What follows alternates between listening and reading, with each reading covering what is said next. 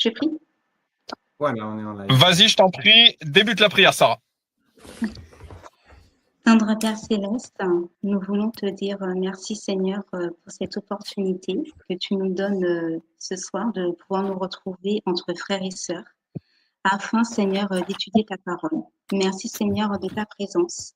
Merci Seigneur de tout ce que tu nous apprendras et de partager Seigneur ce que dit en fait les Saintes Écritures concernant ce sujet concernant la mort qui si vaste.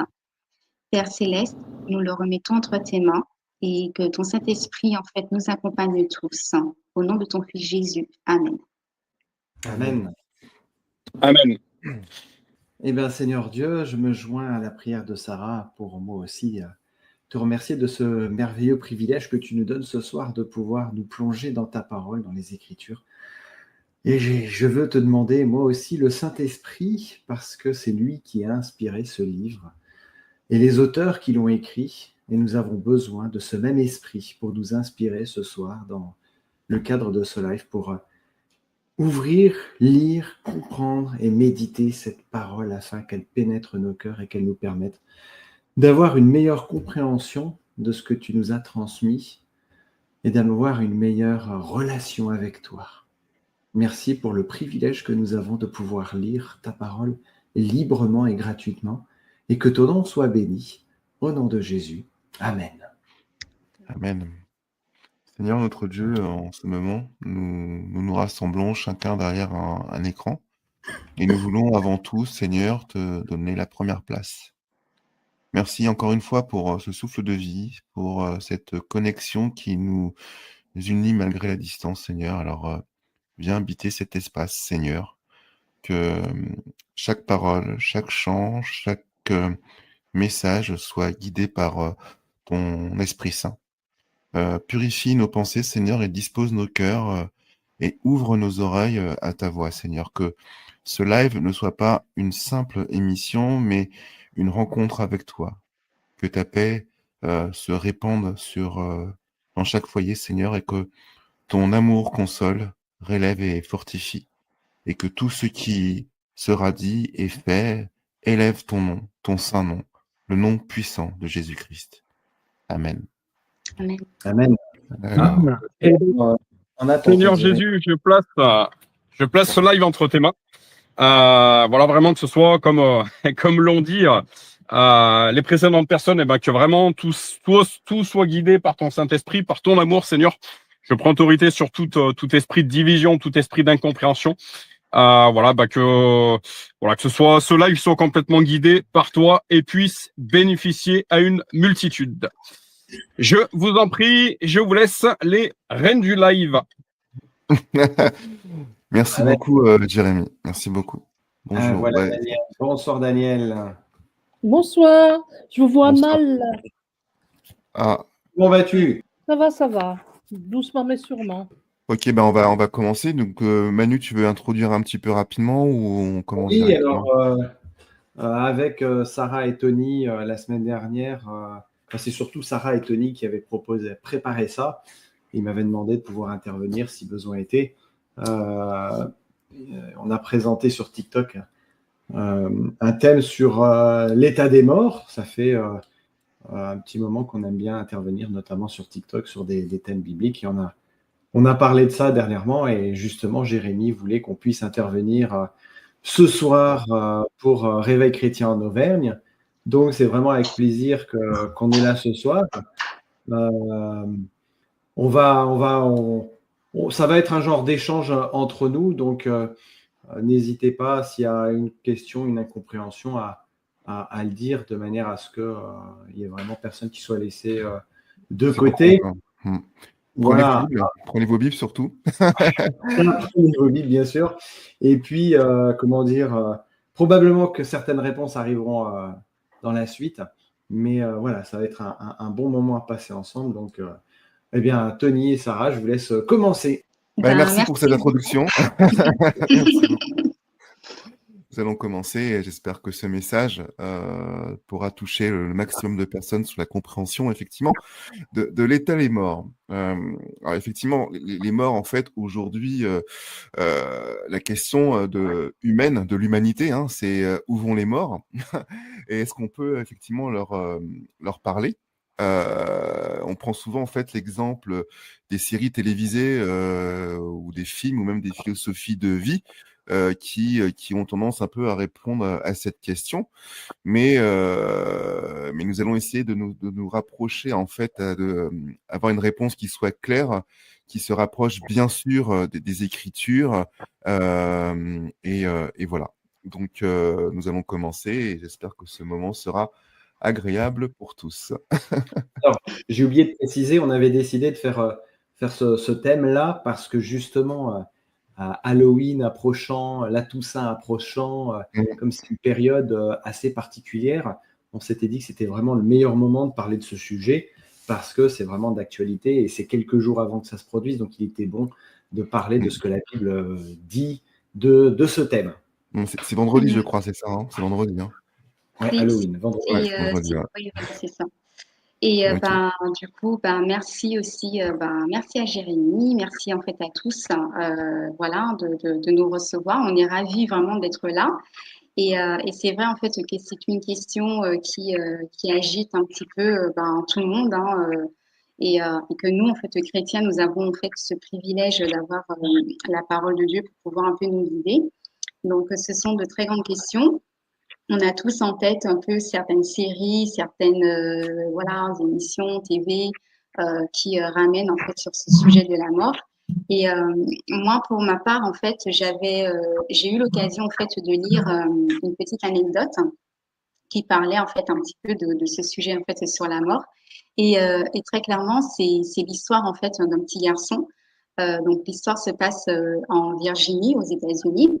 Et c'est l'histoire d'un petit garçon en fait qui après l'école se balade en fait pas très loin dans le cimetière en fait, traverse en fait un cimetière et il s'arrête en fait sur une pierre tombale parce que en fait ce qu'il voit écrit l'interpelle. Donc très clairement ce qui était écrit c'était en gros arrête-toi toi qui passes. Il y a eu un temps un temps où j'étais comme toi. Et bientôt, tu deviendras comme moi. Voilà, tu seras aussi comme moi. Et donc, prépare-toi à me suivre. Donc, très clairement, le petit garçon, il s'est arrêté. Il a réfléchi quelques secondes, en fait, à la phrase. C'était quand même assez éloquent comme pensée. Et ensuite, il a sorti, en fait, un stylo, enfin, son crayon. Et il a écrit sur la tombe, en réponse, je ne veux pas te suivre avant de savoir en fait où tu es allé. Donc en fait, cette petite histoire, pour ma part, moi, elle m'amuse, elle me fait sourire parce que ça démontre bien que dès notre plus jeune âge, on a cette réflexion de savoir concrètement ce qui se passe après la mort, où on va en fait après la mort, et puis est-ce que les morts nous entendent, est-ce qu'on peut communiquer avec eux? Et très clairement, la Bible en fait nous répond en fait à cela et c'est un petit peu c'est notre présentation pour le coup ce soir va un peu creuser voilà à partir de la parole de Dieu par rapport en fait à tout ça. Ouais, comme l'a très bien dit Sani, hein, c'est Sarah, je veux dire, effectivement, la mort est une réalité hein, qui nous touche tous, hein, qu'on soit jeune, qu'on soit vieux, qu'on soit riche, qu'on soit pauvre, c'est un peu l'ultime destination pour tous. Donc, effectivement, la question qu'on pourrait se poser, c'est que face à elle, euh, l'être humain se sent souvent impuissant et vulnérable. C'est pour ça qu'en fait, depuis des millénaires, hein, en fait, euh, cette grande question qui traverse en fait les générations. Mais où vont les morts? Est-ce qu'on peut vraiment communiquer en fait avec eux? En fait, ces interrogations sont au cœur en fait des inquiétudes qui sont, comme on peut dire, humaines. Mais ce qui est très intéressant, c'est que la Bible nous apporte en fait des informations et une lumière qui est très claire et surtout qui est rassurante sur ce mystère. Donc voilà. Mm. Et moi, je dirais, en fait, avant d'aller un petit peu plus en profondeur, donc de voir vraiment, de parcourir les Écritures, je pense qu'il y a un élément, en fait, important à rappeler, qui est quand même assez central, c'est de se souvenir, en fait, que initialement, Dieu, quand il crée l'homme, c'est pour qu'il puisse vivre éternellement. Et ça, on se rend compte en lisant donc dès la Genèse. Donc voilà, en fait, on peut prendre en fait Genèse chapitre 2, versets 8 à 9. Si vous avez en fait vos Bibles, qu'elles soient en fait numériques, version papier, donc vous pouvez en fait prendre ce passage avec nous. Donc, l'Éternel Dieu planta un jardin en Éden du côté de l'Orient et il y mit l'homme qu'il avait formé. L'arbre de vie était au milieu du jardin. Ce passage, en fait, nous montre déjà qu'il y avait un arbre de vie, en fait, au milieu du jardin. Pour continuer plus loin, après la chute, Dieu dit, voici, l'homme est devenu comme l'un de nous pour la connaissance du bien et du mal. Donc ça, en fait, on le retrouve dans Genèse 3, verset 22. Pardon, j'ai oublié de vous donner le passage. Donc, voici, l'homme est devenu comme l'un de nous pour la connaissance du bien et du mal. Empêchons-le maintenant d'avancer la main, de prendre aussi de l'arbre de vie, d'en manger et de vivre éternellement. Donc, ce passage nous montre que la pensée, en fait, très claire de Dieu, au moment où il crée l'être humain, c'est de lui permettre de vivre éternellement. La mort ne faisait donc pas partie de son plan initial. Dans le cœur de Dieu, très clairement, Dieu souhaitait il avait prévu que l'homme puisse vivre de manière éternelle. Voilà, c'était vraiment au cœur de son esprit. En fait, faut comprendre, c'est que le cancer, effectivement, je pense que vous connaissez tous la réponse, c'est que le péché, en fait, à ce moment-là, est rentré dans le monde par un acte de désobéissance et de l'homme, en fait, qui était donné par Dieu lui-même. Et en fait, du coup, qu'est-ce qui se passe, c'est que la mort est venue en fait bouleverser en fait le plan initial de Dieu. Et c'est un passage qu'on peut retrouver dans Romains 5, verset 12. Si quelqu'un veut ouvrir la parole, si quelqu'un a dispo le livre et veut nous le lire. Tu veux lire, Daniel? Alors, Romains 5, verset 12, c'est ça? Oui, Romains 5, verset 12. Ouais. C'est pourquoi, comme par un seul homme, le péché est entré dans le monde, et par le péché la mort, et qu'ainsi la mort a passé à tous les hommes, en ce que tous ont péché. Car voilà, c'est la version Darby que j'ai. Hein. Non, oui, il n'y a pas de souci sous la version. Bah, en fait, voilà, donc du coup, donc le message est très clair en fait. Quoi. C'est pourquoi, pour mieux saisir en fait ce que la Bible nous enseigne en fait aujourd'hui sur la parole de Dieu, enfin sur la mort, pardon. On va essayer d'ailleurs de considérer en fait dans un premier temps comment l'homme a été formé et puis ce que les Écritures en fait nous disent en fait sur la condition de sa condition dans la mort. Avant de terminer sur un message en fait qui lui est un message d'espérance que Dieu veut nous offrir tout simplement par Jésus-Christ. Non, la première question sur laquelle on va se poser pour vraiment construire en fait la compréhension, c'est comment Dieu nous a créés. Donc, comment Dieu nous a créés, donc ce sont en fait les premières, je dirais, les premiers jalons, première base, premier fondement, c'est déjà de comprendre comment est formé en fait l'être humain. Donc, la parole de Dieu nous enseigne dans un tout premier temps que l'être humain en fait est formé de poussière. Pour ça, on va en fait s'appuyer sur notre premier passage. Donc là, on va commencer un petit peu en fait à approfondir au fur et à mesure avec tout en faisant clairement parler la parole. Donc on ira dans Genèse 2, verset 7. Donc Genèse 2, verset 7.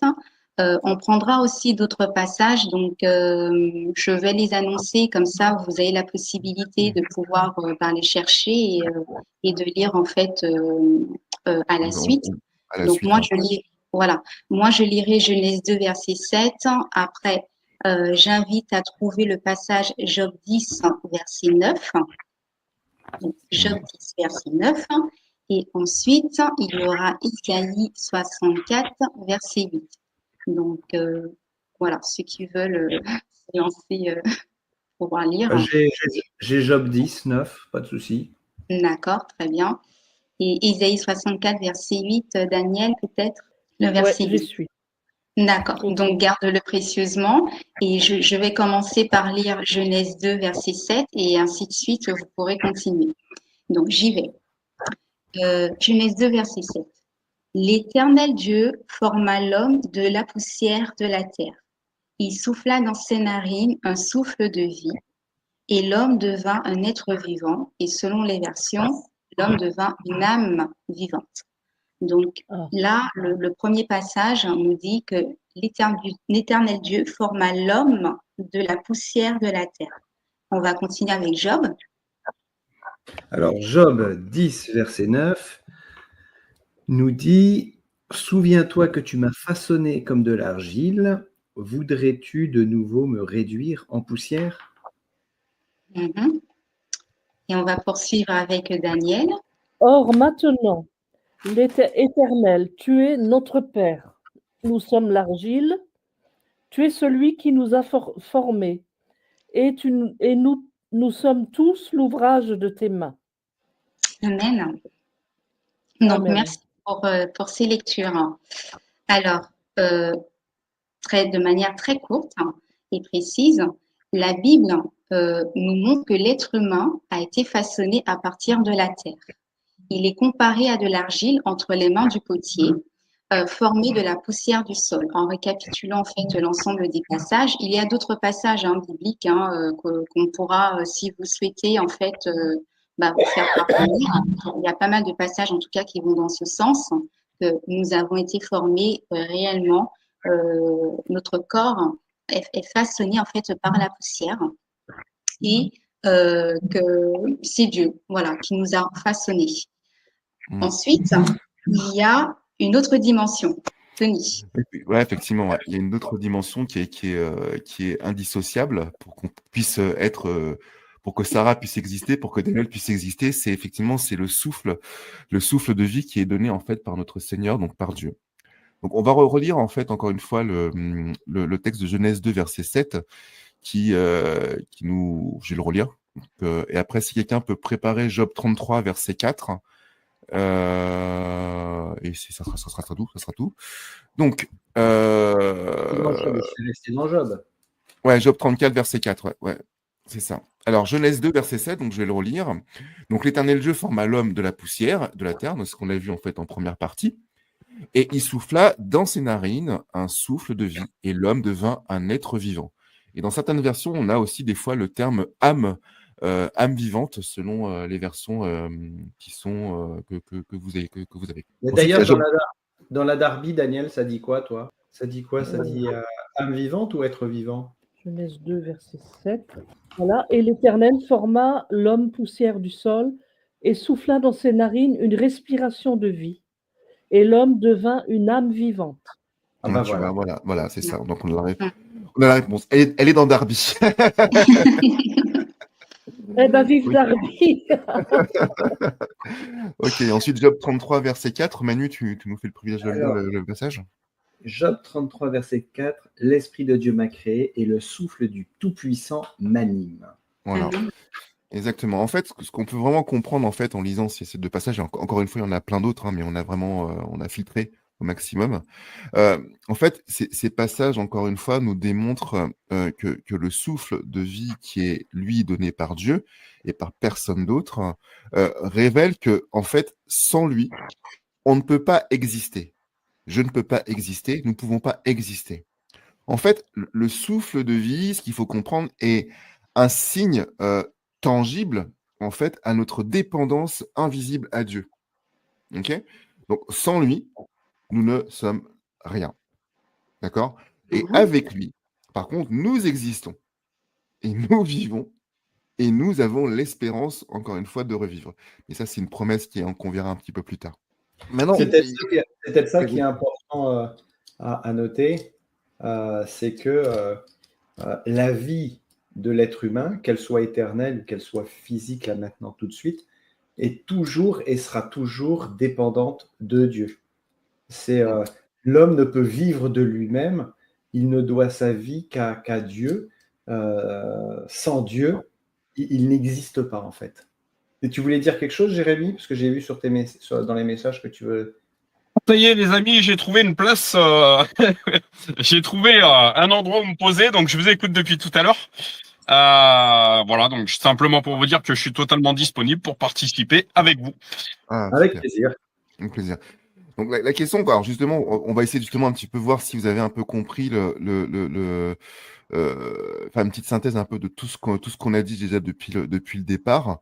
Donc si Daniel, Salomé, ou Jérémy, vous avez la parole. Si vous voulez justement donner une compréhension, voire connaître un petit peu votre compréhension par rapport à cette première partie que l'on vient de vous donner. L'apport que je voudrais faire de mon côté en tant que maître de cérémonie funéraire, justement, j'ai les pieds dans la mort toute la semaine, entre guillemets.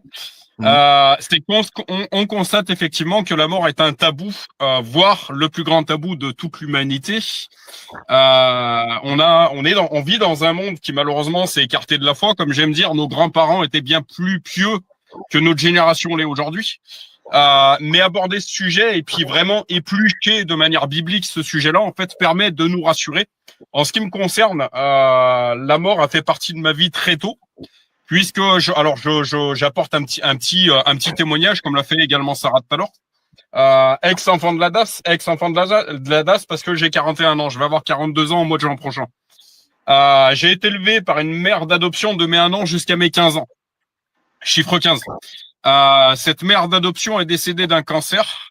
Donc tout ça pour vous dire que la mort a fait partie de ma vie a très tôt fait partie de ma vie en fait. Voilà. Suite à ça, j'ai longtemps eu peur de la mort. Aujourd'hui, comme j'aime dire à mes collègues de travail, vous m'excuserez de m'en faire en parler. Quand j'ai le cul dans un corbillard, je sais ce que je fous là en fait. Donc voilà, la chose que je voulais vous apporter, c'est que ce fameux verset biblique, Jésus qui nous dit « Je suis venu délivrer tous ceux qui étaient captifs par crainte de la mort », a clairement fait partie de mon cheminement chrétien en fait. J'ai longtemps eu peur de la mort, ça a été une véritable phobie chez moi, et je me rends compte aujourd'hui de l'importance d'aborder ce sujet qui est un véritable tabou de manière générale. Comme j'aime dire, vous regardez la télé, il y a des reportages sur la police, il y a des reportages sur les pompiers, sur le SAMU. Par contre, les pompes funèbres qui, malgré cela, font un travail, je salue mes collègues, on est quand même au contact de familles endeuillées toute la semaine, on ne parle jamais de nous. On est des hommes de l'ombre. Homme avec un H majuscule. Voilà, c'est un petit peu l'apport que je voulais apporter, de vraiment casser ce tabou et aborder ce sujet pour justement rassurer les gens. Manu, j'ai accepté cette proposition. C'est même moi, non, je crois que je sais plus comment ça s'est passé, mais ça me paraît extrêmement important d'aborder ce sujet-là pour rassurer un maximum de personnes. En fait. Voilà de mon côté l'apport que je voulais faire. Merci beaucoup. Salomé, Daniel, je sais que Salomé, elle est arrivée en cours. Salomé, c'est mon futur métier dans les commentaires. Bonsoir Christelle. Bonsoir. Oui, c'est vrai que Salomé avait pour projet effectivement de faire ce métier qui est nécessaire effectivement, quoi, l'accompagnement des personnes dans le deuil.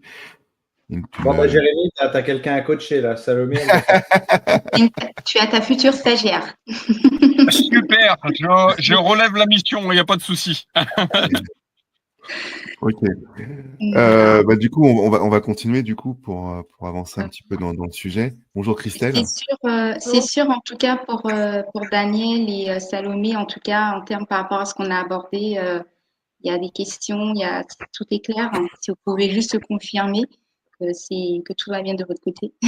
Alors moi, ce que je comprends dans tout ce qui a été dit et lu, c'est que notre vie éternelle, elle dépend du souffle de Dieu. Tout est dans le souffle que Dieu nous donne. Sans ce souffle, on n'est pas vivant. Exactement. Ah, mais attention, c'est pas juste un souffle, il y a un souffle dans un contenant. C'est important. C'est Oui, ça dans qui notre donne la vie. Oui, voilà, donc il faut bien, Oui. parce qu'après on peut dire un souffle, après ça peut venir, voilà. On va en venir un petit peu plus loin, un peu plus tard. On va continuer? Oui, on Mais va juste continuer. pour rebondir sur ce que disait Daniel, c'est ça qui est passionnant, c'est de savoir en fait que euh, tout dépend de Dieu. Mm. Et que nous, on n'a aucun pouvoir là-dessus. Alors, ça peut être effrayant d'un certain côté, mais quand on apprend à connaître Dieu, on se rend compte que c'est un Dieu plein de bonté, plein de douceur et d'amour pour nous, qui ne veut qu'une seule chose, c'est qu'on soit là avec lui pour l'éternité et qui va mettre tout en œuvre pour que la vie qu'on a aujourd'hui, on l'ait pour l'éternité. Ça, c'est beau, c'est une belle espérance. C'est ça. Tout à fait. Alors, par rapport à ce que tu viens de dire là, ce que je pense, c'est que on réalise chacun qu'on a un gros lâcher-prise à faire sur tout ce qu'on peut produire dans nos cœurs et qui ne sont pas de Dieu. Il y a vraiment une prise de conscience à faire et de faire ce travail qui est en fait le travail de Dieu, mais avec notre participation au niveau de la conscience. C'est de lâcher prise sur plein de choses qui nous entravent notre vie spirituelle avec le Seigneur. Et de lui faire confiance et de garder à l'esprit, en fait, que son projet, c'est la vie. C'est la vie. Voilà. Voilà. Une Et chose que j'aime bien dire, c'est que l'objectif de Satan, c'est de maudire. L'objectif de Dieu, c'est de nous bénir.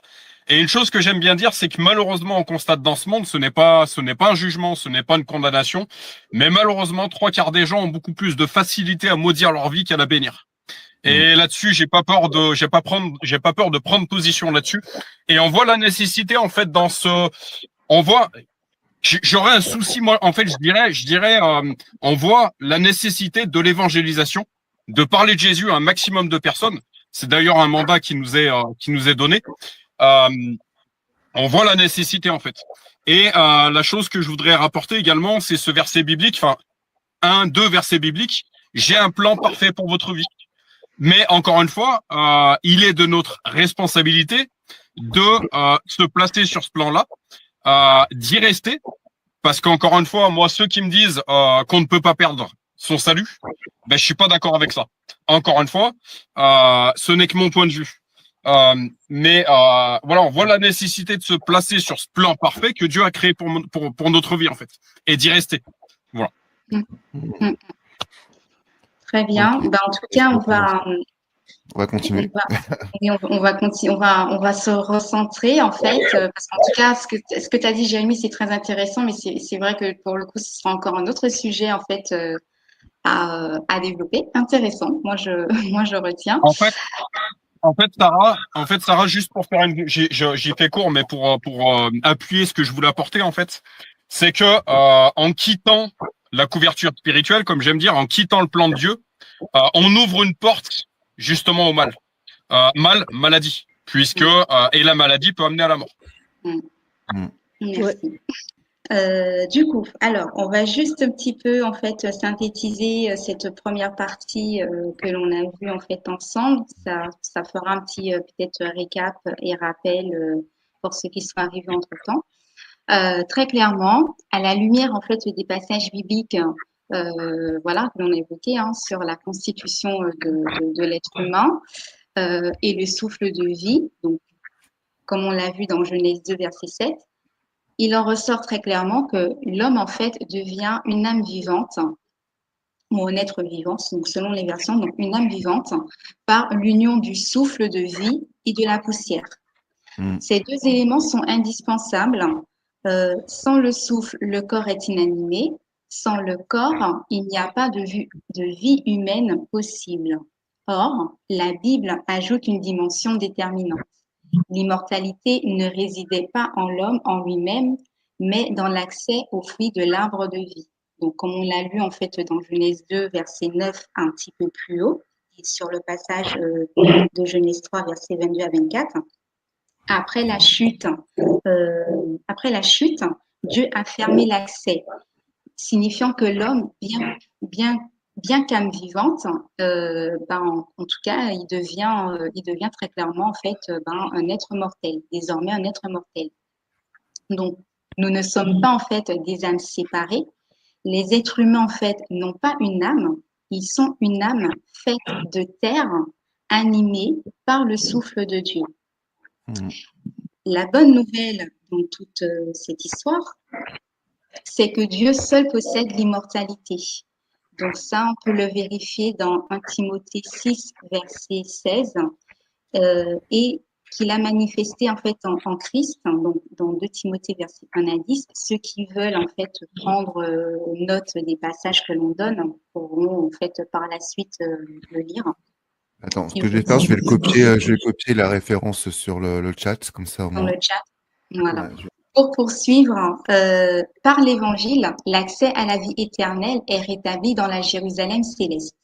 L'arbre de vie reparaît et son fruit est de nouveau offert aux rachetés. Donc là, on retrouve ce passage dans Apocalypse 2, verset 7 et Apocalypse 22, du verset 2 et du verset 14. Ainsi, au jour de la résurrection, le corps corruptible revêtira l'incorruptibilité et le mortel l'immortalité. Ça, on peut le retrouver encore dans 1 Corinthiens 15, versets 53 à 54. Concrètement, en conclusion, l'homme vit par le souffle dans un corps, mais il devient immortel que par le don de Dieu, l'accès en Christ à l'arbre de vie. Très clairement, nous avons la vie éternelle dès maintenant si nous acceptons Jésus comme notre Seigneur et Sauveur personnel et que nous entretenons cette relation avec lui jusqu'au bout. Et par l'accès à l'arbre de vie, lors de la Jérusalem céleste, nous pourrons fait vivre éternellement comme Dieu l'avait prévu en fait à l'origine. C'est pour cette raison qu'il a interdit l'accès en fait à l'arbre de vie pour que justement nous ne puissions pas vivre de manière éternelle en tant que pécheurs. Donc même là encore, pour ma part, on peut constater que l'amour de Dieu en fait est encore en action parce que Dieu justement préfère que l'on puisse, je dirais, avoir cette mort que nous connaissons à l'heure actuelle dans ce monde, plutôt que de vivre dans un état éternel en tant qu'être pécheur, donc avec la souffrance, avec la maladie, avec l'amertume et tout ce que nous connaissons en fait qui n'existera plus en fait lors de la nouvelle terre et au retour de notre Seigneur Jésus. Et puis pour compléter ça, je dirais même que Dieu, en fait, il a le péché, le mal en horreur. Et pour lui, l'idée que le péché ou le mal puisse exister éternellement, c'est impensable parce que ça voudrait dire que la perfection de la création dans l'univers serait entachée éternellement par le péché et le mal. Donc, c'est quelque chose qu'il ne peut accepter. Donc, il donne si je pourrais dire une deadline, comment on dit ça en français, une fin à venir pour le mal, pour le péché. Nous, on ne sait pas encore quand c'est, mais il a bien dit, voilà, l'homme ne sera pas éternellement pécheur. Certes, il va perdre la vie physique, mais il avait prévu un moyen de lui offrir la vie éternelle, mais il fallait qu'il sache que le péché aurait une fin déterminante et définie et définitive au moment où il y mettrait un terme. Et qu'à ce moment-là, l'homme pourrait récupérer de façon tangible et concrète cette vie éternelle qu'il avait perdue à cause du péché. Merci Manu pour cette intervention. Alors la question qu'on pourrait se poser maintenant, parce qu'effectivement on a vu comment en fait l'homme a été formé. Donc effectivement on a ces deux composantes, la poussière et le souffle de vie. Donc on a ces deux composantes qui créent ce que nous sommes aujourd'hui. Alors la question qu'on va se poser, c'est que se passe-t-il quand on meurt? Et je vais vous poser une question et justement on va faire un petit tour de table. De qu'est-ce que vous avez entendu aujourd'hui ou de ce que vous croyez de ce qui se passe, de qu'est-ce qui se passe en fait après la mort, quand nous éteignons. Je sais pas si ma question a été, je me suis bien fait comprendre, si vous avez compris la question. Notre âme, notre résurrection a lieu 3 jours après notre décès. Ah oui. D'accord, c'est intéressant. Moi, je dirais que déjà la première chose, quand une personne décède, la première chose qu'on entend et qui se dit, c'est qu'elle a rendu son souffle. Donc c'est le Mmh. souffle qui enlève, enfin, finalement qui désanime complètement, ce corps qui est fait de poussière. Mmh. Et en fait, il y a la dissociation finalement de la création. Puisque, alors j'ai pas suivi au début, mais j'ai bien compris que l'homme, avait 2 composantes, la poussière et le souffle de vie. C'est le souffle de vie qui est venu en dernier animer, ce corps fait de poussière et qui a fait qu'on est, ces êtres, voilà, de chair animés, enfin voilà, ces bonhommes, ces mannequins, on va dire, en quelque sorte. Et en fait, dès l'instant que ce souffle s'en va, et ben, l'animation, elle n'est plus là. Voilà. Mmh. Et oui, comme a dit, mon chéri tout à l'heure, que l'âme après elle entame, heu, un voyage, on va dire, qu'elle repart et qu'il y a 3 jours en fait de latence avant que vraiment, on puisse constater, affirmer que la personne finalement elle n'est plus là quoi, que l'âme n'est plus là. Bon, on va essayer de reprendre un petit peu, la trame en fait justement de ce qui se passe justement quand on meurt. Donc encore une fois, on va se rapprocher de la parole de Dieu. On va essayer de prendre on va pas essayer, on va prendre en fait le livre de Job 34, versets 14 à 15. Donc je crois que Manu, tu as déjà le tu déjà le texte, entre les mains. Tu es déjà dans Ouais, le je suis un abonné à Job, moi. tu es abonné à Job, donc notre Job trotteur. Si quelqu'un peut prendre le livre des Ecclésiastes 3, versets 19 à 20, je vais le marquer dans le chat.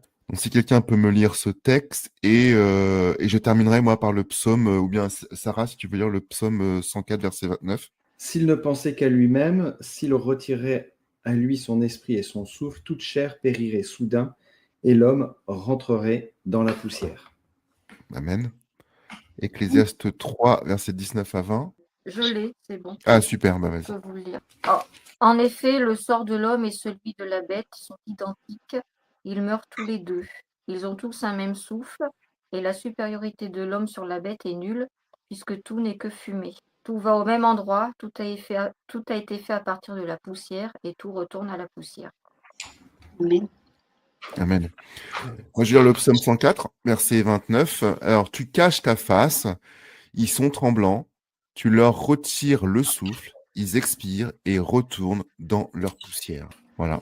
Donc, en fait, ce qui est intéressant dans cette première partie, c'est que la Bible, en fait, nous montre clairement que lorsque Dieu retire, encore une fois, son souffle, la vie s'éteint. Donc, voilà. L'homme retourne, du coup, systématiquement, en fait, à la poussière. Dans le livre des Ecclésiastes, on a bien vu même les animaux, hein, qui partagent la même condition mortelle, que nous. Tous, la parole nous dit clairement que tous retournent à la terre. L'Ecclésiaste, en fait, précise encore une fois que lors de la mort, la poussière retourne à la terre comme elle y était. Et ce qui est intéressant, justement, après, c'est que, et Sarah va continuer, c'est que Mhm. le souffle, du coup, retourne à notre Seigneur, à Dieu. Voilà.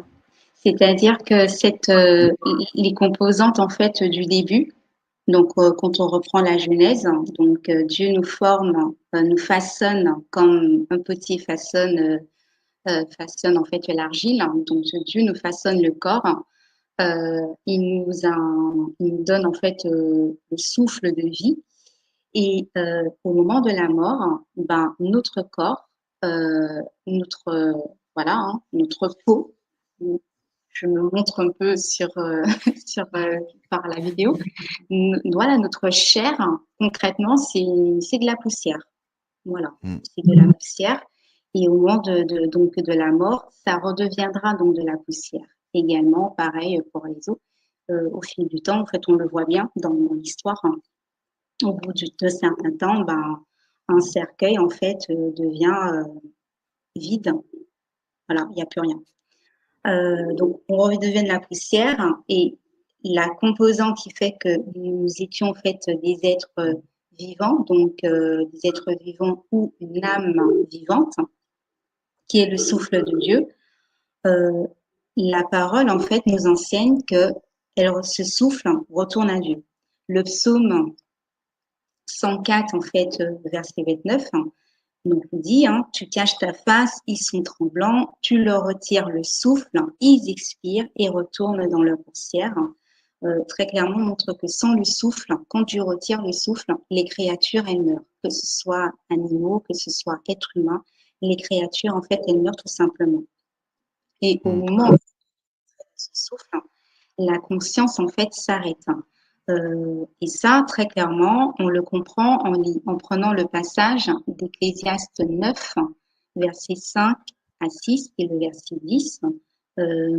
Qui souhaite lire ce passage entre Christelle, Daniel, Salomé, et j'ai vu que oui, il est arrivé entre-temps. Je voudrais faire un parallèle rapidement. Je me permets. Je voudrais faire un parallèle avec ce verset, Dieu qui nous dit je détiens tout souffle d'homme entre mes mains. Encore une fois, c'est ce qui a été dit dès le départ, c'est que tout dépend de Dieu, nous sommes ses créatures, il est le créateur. Et encore une fois, je voudrais appuyer le fait de la nécessité de marcher dans le plan de Dieu, justement. Je détiens tout souffle d'homme entre mes mains. Avant même que tu sois dans le sein de ta mère, je connaissais le nombre de tes jours. Encore une fois, nous avons un libre arbitre, nous avons une responsabilité. Dieu a un certain capital, un plan parfait pour chacun d'entre nous. Ensuite, ce n'est pas de sa faute si nous quittons le plan. Très clairement. Très clairement, ouais. Très clairement. Ça, moi, c'est dit. Très clairement. Et c'est important de le dire. Non, mais donc, c'est Ecclésiaste 9, verset 5, 6 et le verset 10. Verset 10. Car les vivants savent qu'ils mourront, et les morts ne savent rien du tout. Et il n'y a plus pour eux de salaire, pardon, car leur mémoire est oubliée. Leur amour aussi, et leur haine et leur envie ont déjà péri. Et ils n'ont plus de part à jamais dans tout ce qu'il se fait sous le soleil. Tout ce que ta main trouve à faire, fais-le, selon ton pouvoir, car il n'y a ni œuvre, ni combinaison, ni connaissance, ni sagesse dans le Sheol où tu vas. Donc, séjour des morts selon les versions, exactement. Exactement. Donc, voilà, la conscience, en fait, elle s'arrête. Ce passage, en fait, va vraiment dans ce sens. Il y a d'autres passages bibliques on va prendre le psaume 6, verset 5. Il y a aussi le passage, le psaume 88, verset 10 à 12. Qui souhaite se porter volontaire. Moi, je peux lire le psaume 6, verset 5, si vous souhaitez. Car dans la mort, on n'évoque plus ton souvenir qui te louera dans le séjour des morts. Je vais prendre le psaume, en fait, 88, verset 10 à 12. Feras-tu des miracles pour les morts, ou les morts se lèveront-ils pour te louer?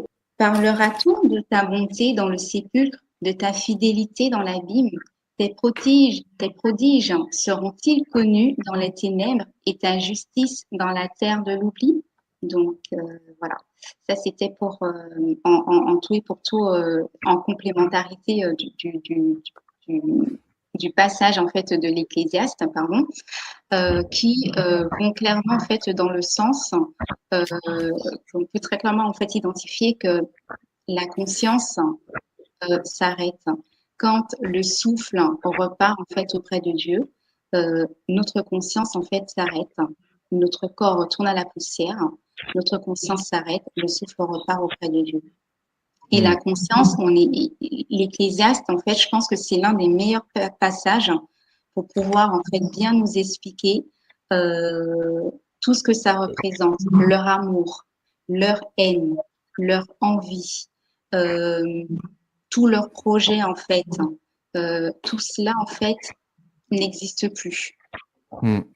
C'est même pire. C'est même pire parce que même, on le voit avec les psaumes, même le fait de louer Dieu, de lui rendre gloire ou de le prier, en fait, l'homme n'a plus la capacité de faire quoi que ce soit parce qu'il n'existe plus.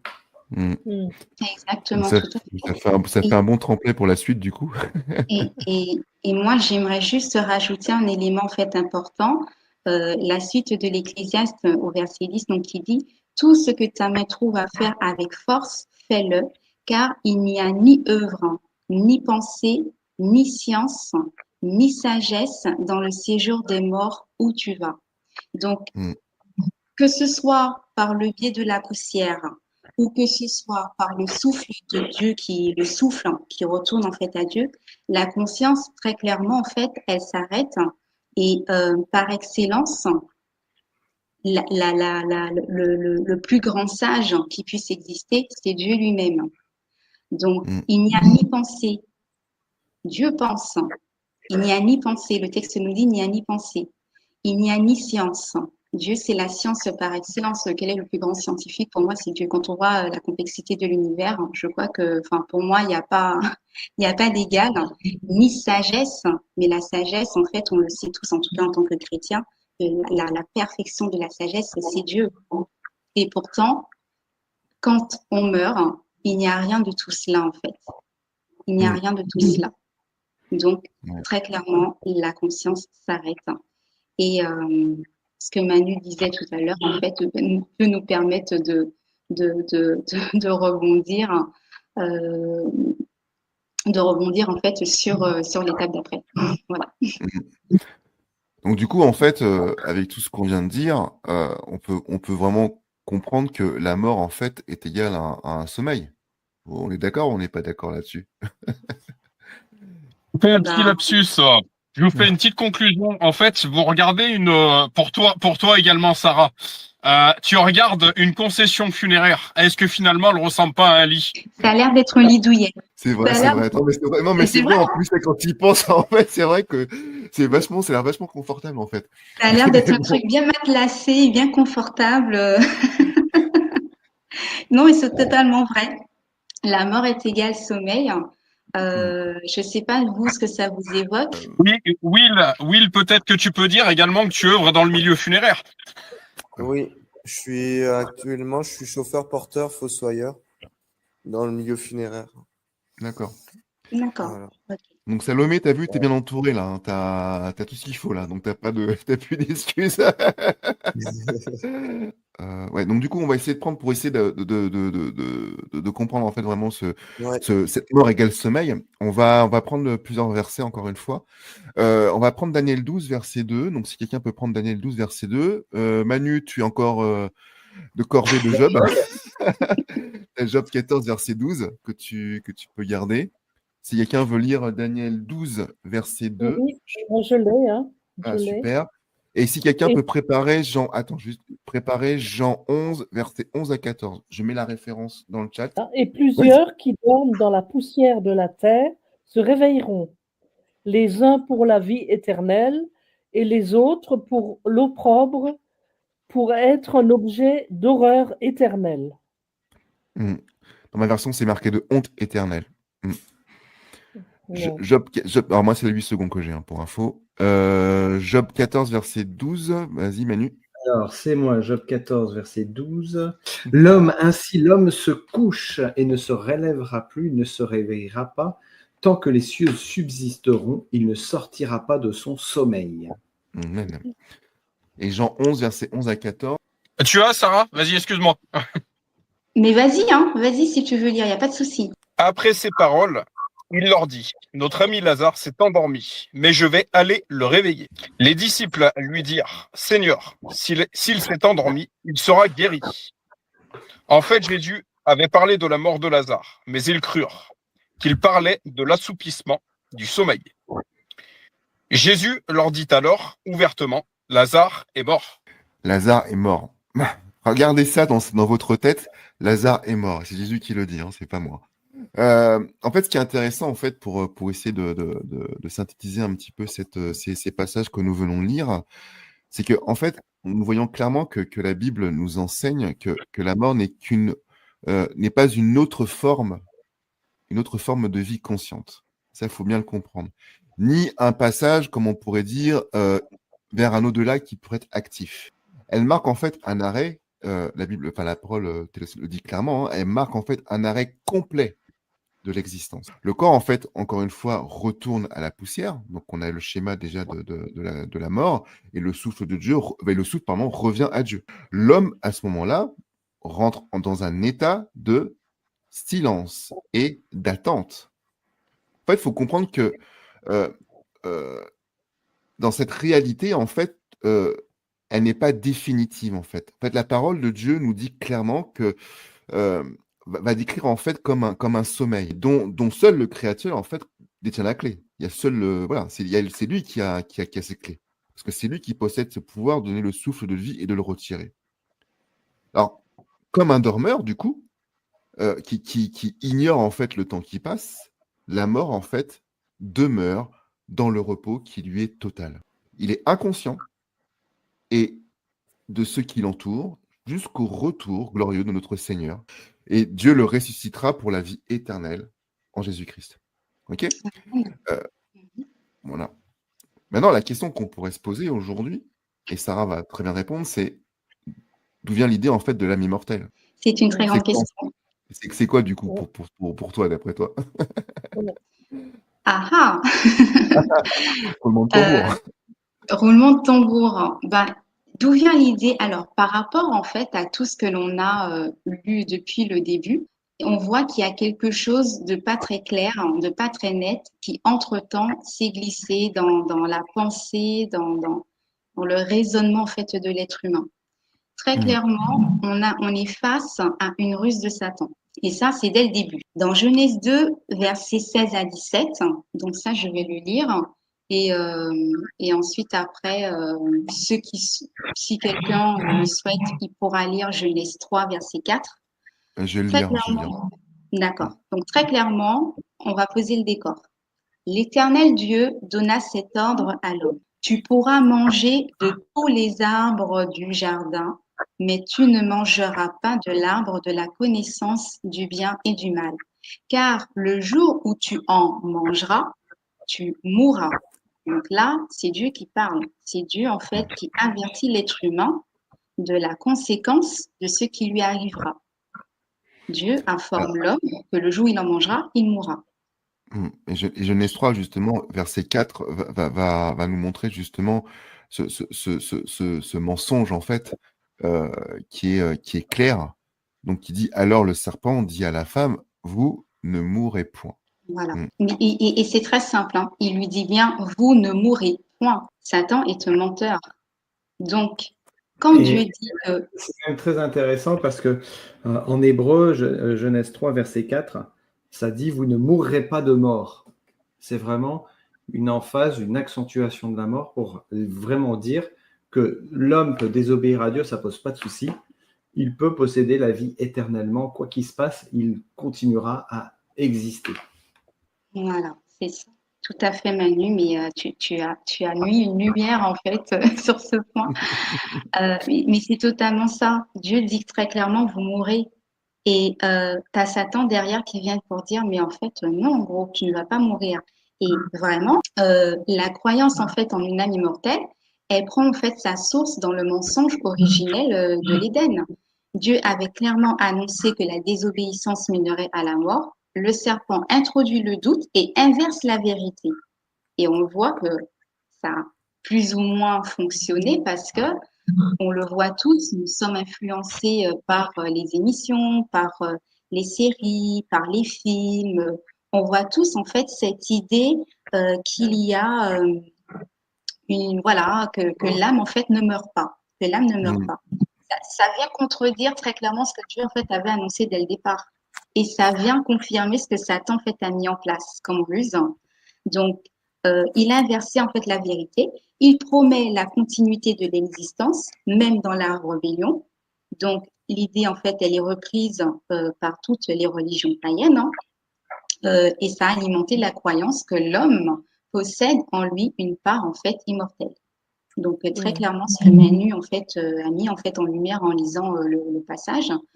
Et le grand piège de Satan consiste à faire croire que l'homme ne meurt pas vraiment. Voilà, tu as toujours une petite part de toi qui vivra. En cas concret, dans la Grèce antique, Platon en fait enseignait que l'âme est immortelle et que la mort n'est qu'une libération du corps. Cette croyance a nourri les mythes de l'Hadès et les rites funéraires, plongeant l'idée que l'homme ne cesse jamais d'exister. Elle reprend en fait ses origines directement de la part du mensonge du serpent. Vous ne mourrez point. Voilà. Et ça vient contredire l'idée que seul Dieu est immortel. Ouais, c'est Si ça, je c'est peux me exactement ça. permettre, si Vas-y, je peux me Manu. il faut comprendre que dans l'esprit grec, dans la philosophie grecque, l'homme vit dans une prison qui est son corps et il va devoir s'en accommoder tout au long de sa vie. Alors c'est de là que vont venir différents, alors les stoïciens qui vont venir, il va y avoir aussi ceux qui prennent une vie de plaisir, j'ai oublié le terme grec, peut-être que vous pourrez me dire, bon, c'est pas grave. De là viennent différentes philosophies grecques, mais la principale, c'est que nous sommes emprisonnés dans une enveloppe charnelle et la mort n'est que la délivrance vers une réalisation totale de ce que l'être humain peut être. Et donc, la mort n'est qu'un un passage qui va lui permettre d'accéder à cette divinisation, si on peut s'exprimer ainsi, de l'être humain, puisqu'il n'est plus esclave ni du temps, ni d'une vie où il est obligé de se nourrir ou autre. Donc c'est vraiment une philosophie qui a vraiment perverti un peu, comme tu le disais, qui reprend l'idée du serpent, c'est-à-dire que la mort n'a plus aucun impact sur l'être humain. À partir du moment où tu es mort, tu deviens un meilleur toi. Tu deviens quelque chose où tu peux te réaliser et tu n'es plus enfermé dans une prison. Tu vas pouvoir profiter de l'état éternel et divin qui est mis à ta disposition. C'est ça. Justement, c'est très bien parce que du coup, en fait, on se rend vraiment compte à ce moment-là que la Bible est très claire là-dessus, c'est que en fait, seul Dieu est vraiment immortel, en fait. Et d'ailleurs, si je me permets, Tony, c'est assez intéressant parce que du coup, c'est ce que dit Satan à Ève. Vous serez comme Dieu. Comme Dieu, c'est ça, exactement. On a malgré tout comme certains versets bibliques qui nous amènent à nous poser certaines questions quand même. La Bible nous parle quand même de prison. On a également, alors même que mon corps charnel se désagrège, alors même que ça y est, j'ai plus de tête. Alors même que, en gros, ce corps extérieur se désagrège de jour en jour, mon homme intérieur se renouvelle de jour en jour. C'est quand même écrit dans la Bible aussi. Donc, ça amène à se poser certaines questions malgré tout. Tout à fait, mais à partir du moment où la Bible définit la mort comme un sommeil et la fin de tout, à partir du moment où on meurt, notre être tout entier perd de sa vie et il est en attente de la résurrection. C'est un sommeil de la même manière que quand tu dors, tu n'as plus conscience de rien, hormis s'il t'arrive de rêver, mais dans la nuit, quand on dort, on n'a plus conscience du monde qui nous entoure. Il peut se passer un tremblement de terre à l'autre bout de la planète, on n'en a pas conscience. Au moment où on se réveille, c'est là qu'on redevient ce que nous sommes. Et c'est un peu. Alors, on parlera de la résurrection après à la fin, mais la vie de l'être humain est faite du souffle de vie, et à partir du moment où le souffle disparaît, tout ce que l'être humain est n'existe, ne vit plus. Et ça fait peut-être le lien avec ce que tu voulais dire, Tony, par rapport à l'éternité. Pardon, excuse-moi, Jérémy. C'est absolument pas ce que je remets en question, mais on a quand même, je voulais appuyer sur le fait, l'existence de ce corps corrompu et de ce corps glorieux. Voilà. Mais je suis complètement en accord avec cette chose qui, le sommeil. C'est clair. C'est clair. Tout à fait. Tu as tout à fait raison, Jérémy. À partir du moment où Dieu nous ressuscite, eh bien, nous récupérons cet état de gloire qui était dans l'être humain à la création, qui avait été perdu à cause du péché. C'est au moment de la résurrection qu'on récupère tout ce que nous sommes, mais plus dans un corps qui va dépérir, mais dans un corps qui va pouvoir vivre pour l'éternité. Tel que on a quand même une superbe espérance, en fait. C'est là où je veux, pour ramener vraiment la gloire. Mais on va arriver justement là-dessus, justement, sur la fin. Et c'est pour ça que c'est le message principal. C'est cette espérance que nous avons, justement. Du coup, je vais continuer, je continue un petit peu, Sarah. Donc, du coup, on va prendre le psaume 90, verset 2. Donc, psaume 90, c'est au milieu de la Bible. Donc, si quelqu'un veut prendre le passage. Et il y a aussi 1 Timothée 6, versets 15 à 16. Avant que les montagnes fussent nées et que tu eusses formé la terre et le monde d'éternité en éternité, tu es Dieu. Donc, Sarah. 1 Timothée 6, 15 à 16. Que manifestera en son temps le bienheureux et seul souverain, le roi des rois et le seigneur des seigneurs, qui seul possède l'immortalité, qui habite une lumière inaccessible que nul homme n'a vue ni ne peut voir, à qui appartiennent l'honneur et la puissance éternelle. Amen. Amen. Amen. C'est ça. En fait, encore une fois, nous voyons dans ces deux versets qui nous ont été, que nous avons lus, que, encore une fois, ils vont affirmer que Dieu seul, en fait, possède cette immortalité. L'Ancien Testament, en fait, décrit, comment dire, le décrit comme éternel, vivant et régnant de génération en génération. En fait, ce qu'il faut comprendre, c'est que, en contraste, l'homme est mortel et dépendant, encore une fois, ce qu'on avait déjà dit, du souffle de Dieu. Ok. L'immortalité, donc, n'est pas en lui. C'est un don. Il lui a été offert. Mais elle a. Ah, je crois que ça a coupé. Non, c'est moi. Mais elle est donnée, encore une fois, en Christ, comme, quand j'ai dit tout à l'heure, comme un don de grâce à la résurrection. Donc, à la fin. Ok.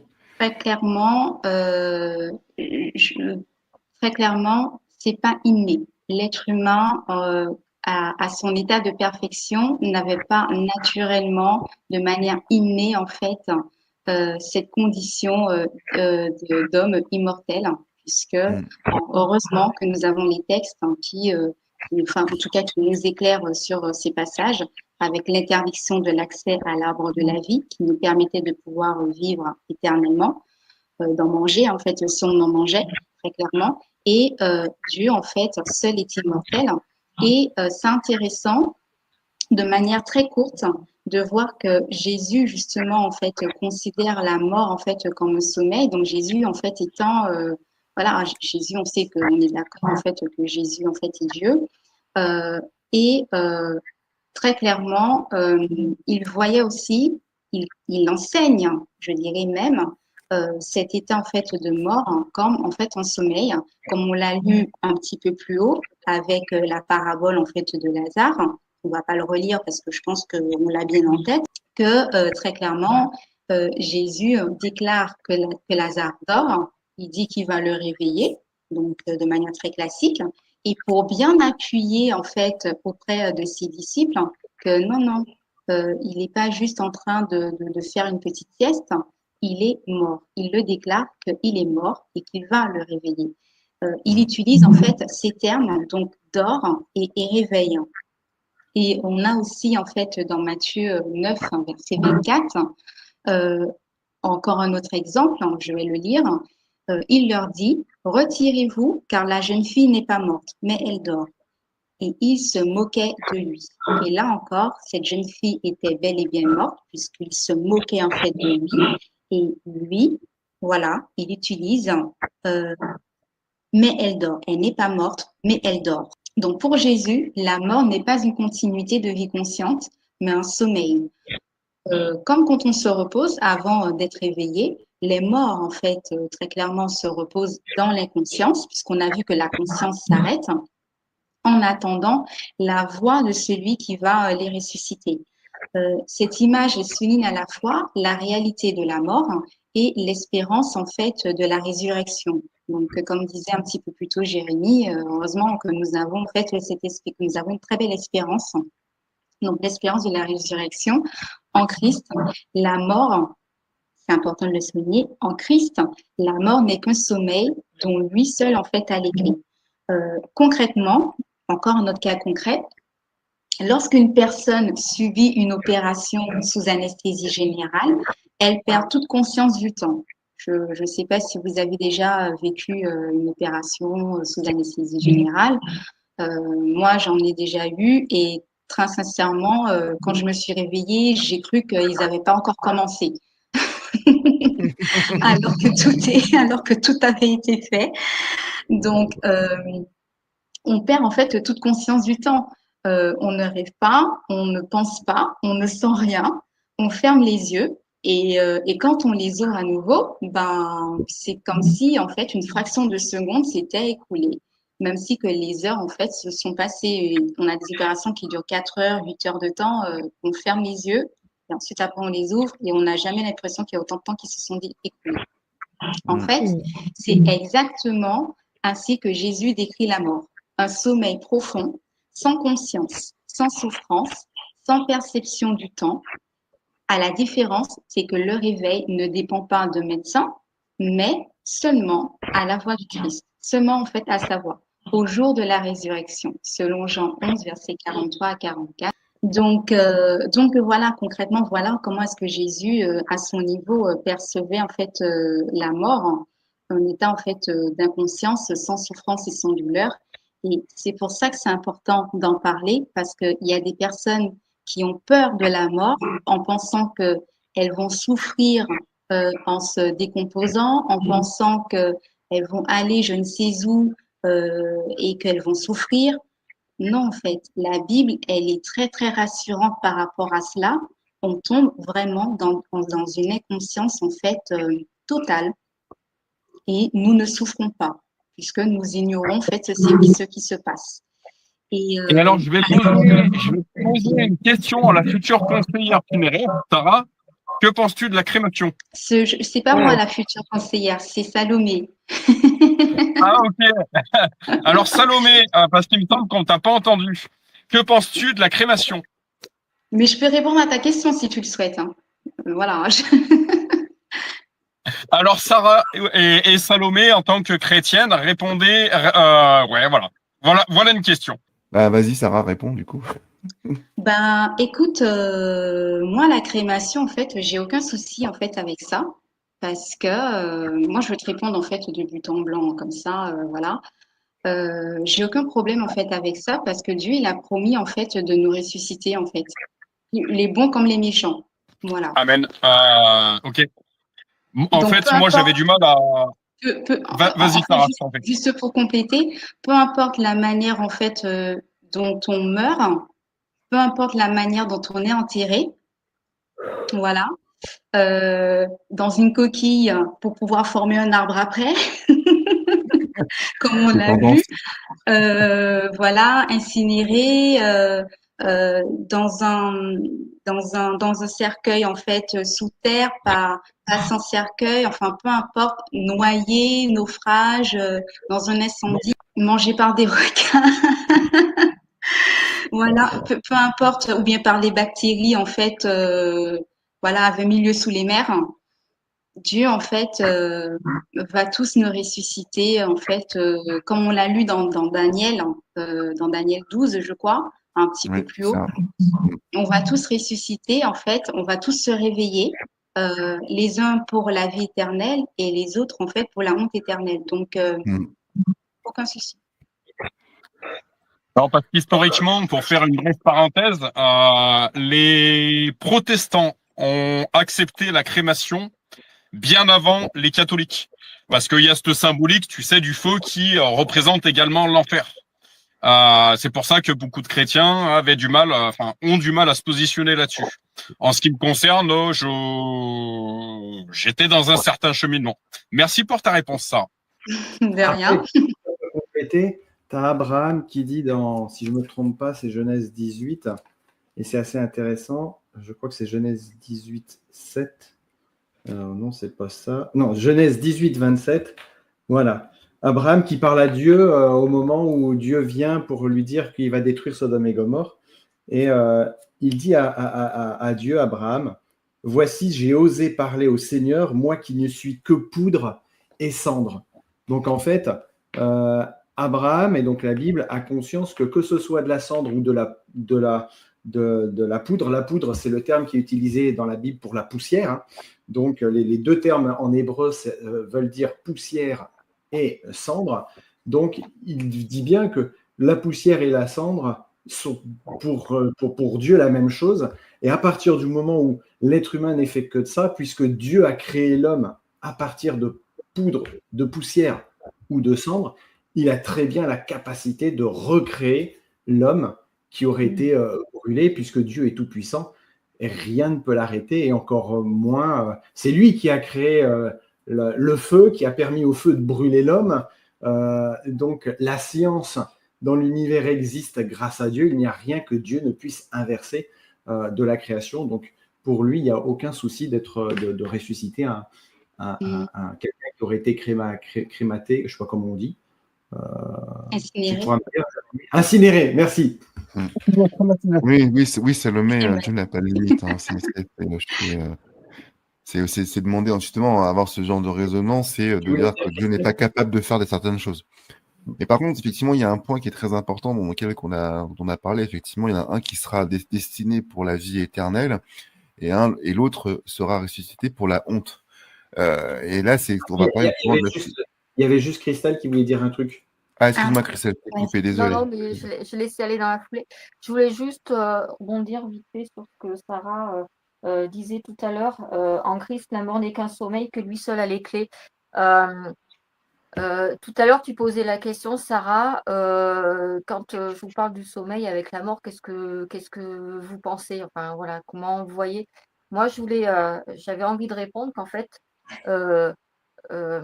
bon, j'ai déjà vu des personnes décédées sur leur lit de mort. J'ai accompagné mon chéri aussi pour récupérer deux corps. Et ben, en fait, je voulais dire que c'est un sommeil, mais c'est clair que on sent qu'il y a une profondeur en plus qui est présente par rapport au fait où quand tu vas te coucher le soir, tu vas dormir. Il y a quand même quelque chose de plus parce qu'on sent qu'il y a quelque chose en moins. Et on sent très bien quand on voit une personne décédée que ce souffle de vie n'est plus là. Exactement. La personne, et on voit que la personne est vraiment, c'est plus qu'endormie finalement. Et voilà, il y a cette nuance de profondeur, mais vraiment, je dirais presque insondable finalement, qu'on ressent. Et on sent également cette quiétude, cette tranquillité, cet apaisement. C'est vraiment, en fait, la personne, elle est à milieu de nous. Elle s'est carrément envolée, mais très très loin. Et inversement, quand une personne a quitté cette terre de manière beaucoup plus ténébreuse, j'ai envie de dire, oui, ma chérie, je confirme exactement ce que tu dis. C'est que moi, comme j'aime dire, 3/4 des gens que je vois passer dans un funérarium, ils sont en paix. Je ressens une certaine paix, en fait. Je vois des visages en paix. Je vois des gens qui dorment en paix, en fait. Après, quand la personne est partie de cette terre de manière beaucoup plus ténébreuse, quelque chose de beaucoup plus noir, on voit pas du tout la même chose et on ne ressent pas du tout la même chose. Je vous parle d'expérience.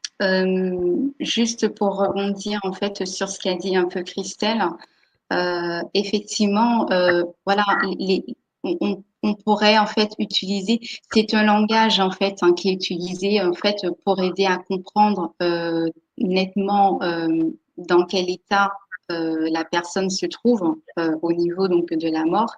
Et je pense que les personnes qui partent sereinement, effectivement, meurent en fait avec un visage en fait serein. C'est des choses effectivement que l'on a déjà vues.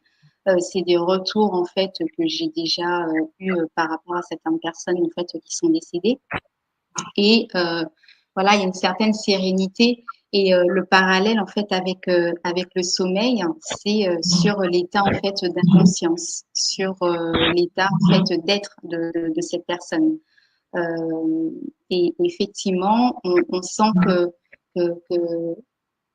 c'est plus profond que ça, parce que comme tu l'as si bien dit, c'est vraiment le souffle de vie.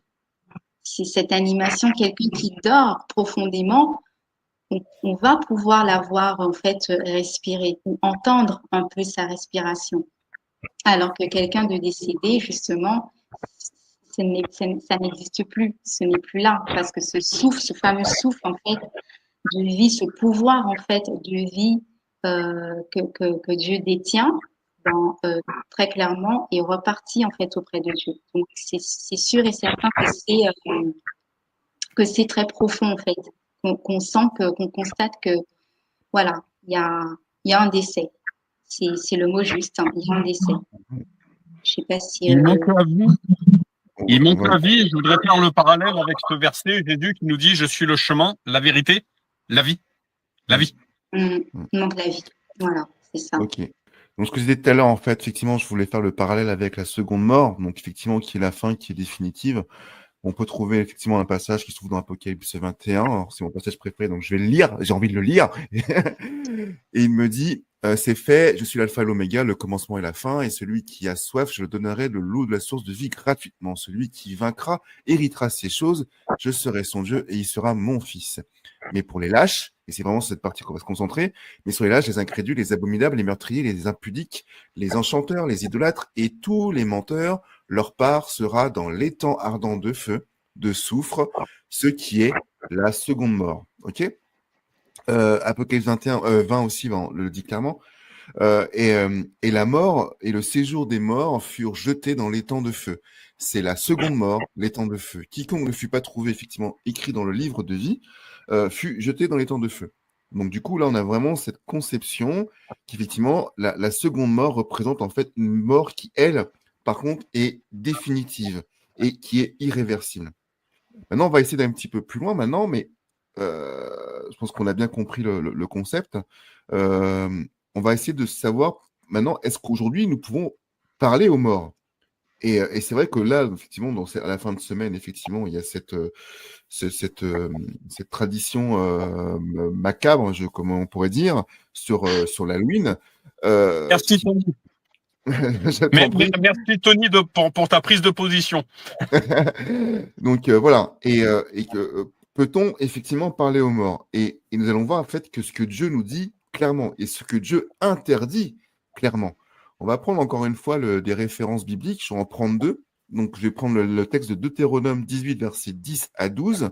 Et si quelqu'un peut prendre le verset Ésaïe 8, versets 19 à 20. Je vais lire le premier verset. Quelqu'un enchaîne. On va essayer d'avancer un petit peu plus vite.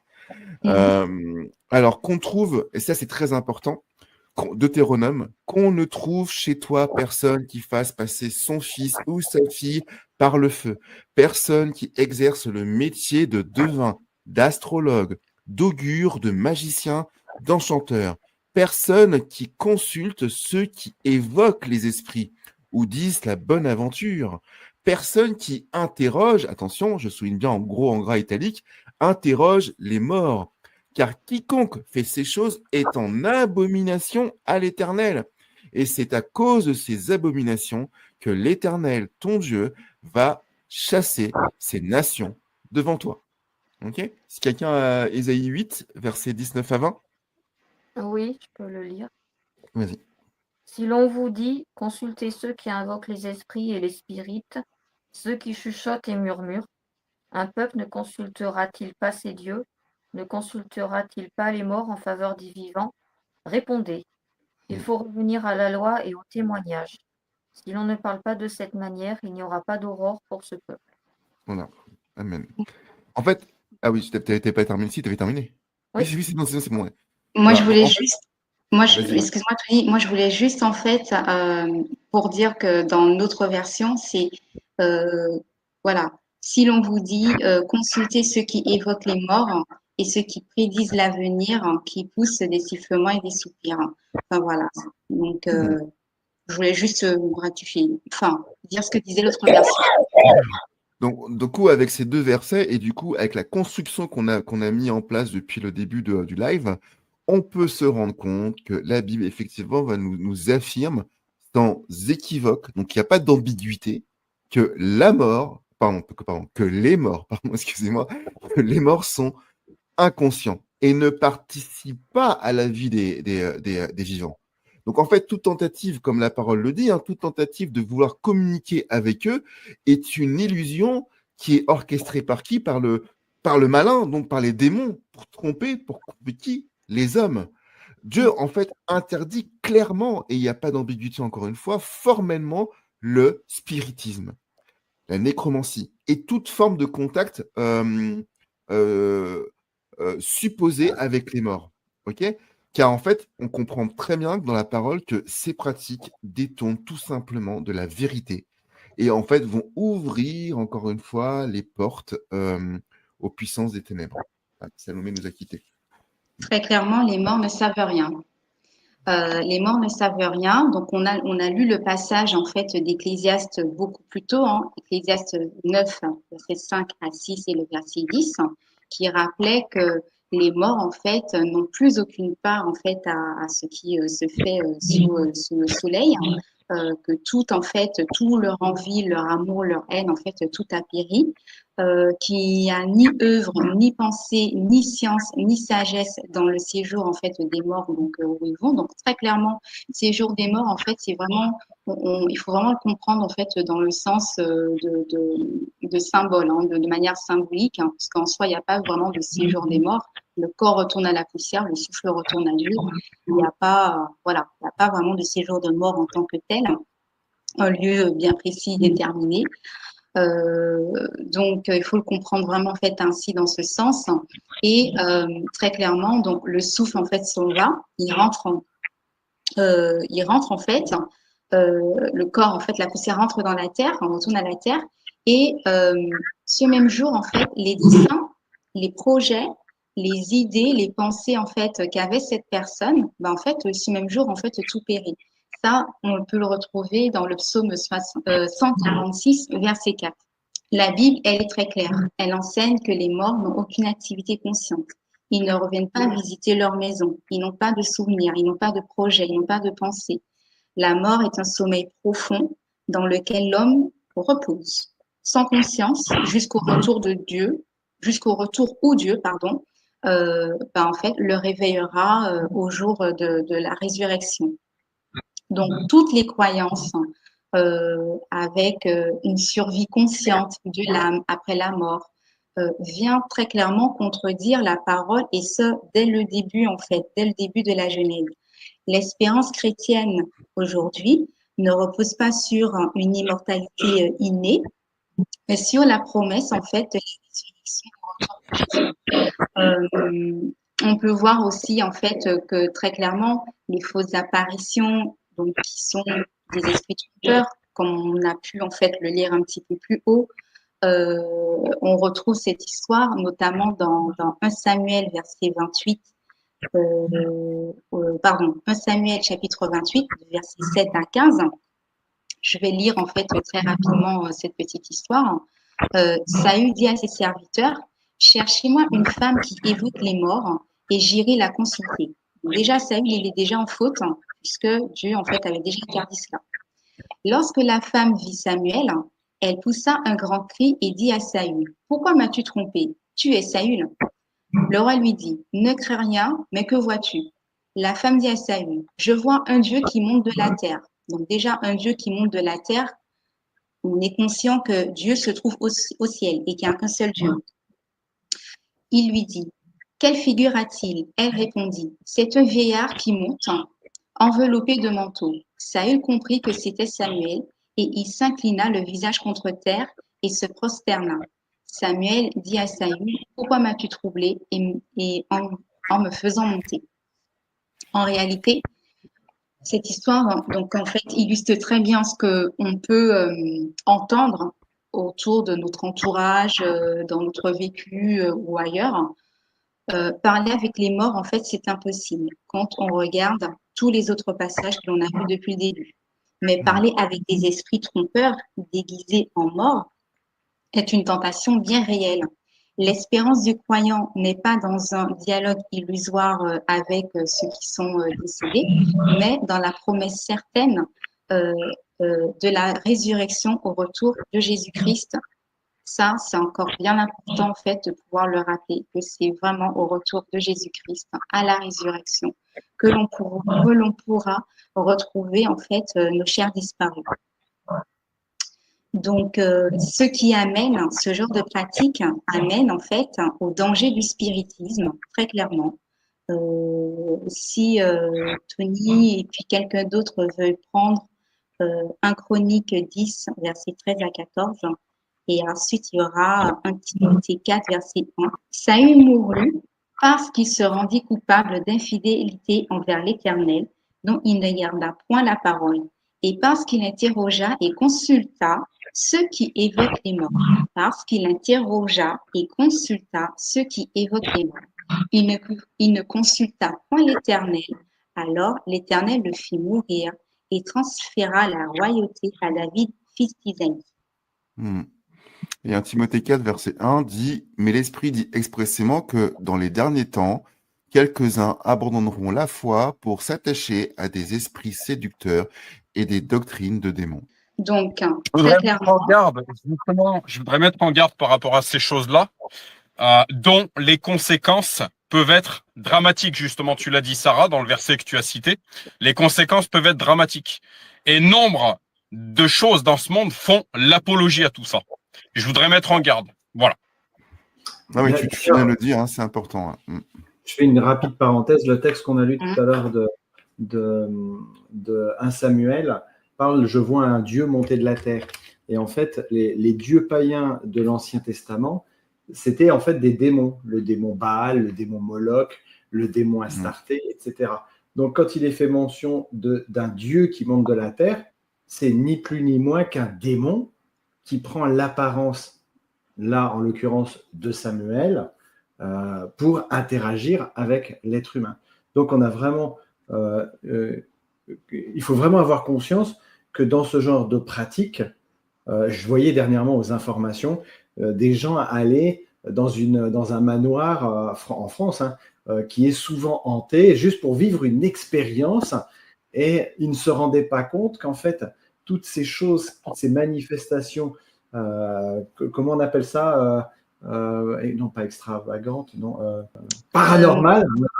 Ces manifestations paranormales, ce ne sont que des manifestations qui sont le produit, le fruit de l'action démoniaque pour entrer en contact avec les hommes, pour les perdre de la même manière qu'ils ont perdu Saül.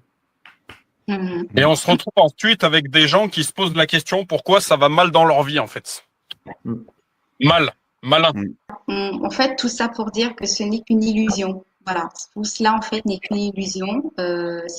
Ça nourrit les pratiques spirites, les contacts supposés avec les morts et toutes les doctrines qui viennent brouiller en fait la frontière entre la vérité et le mensonge.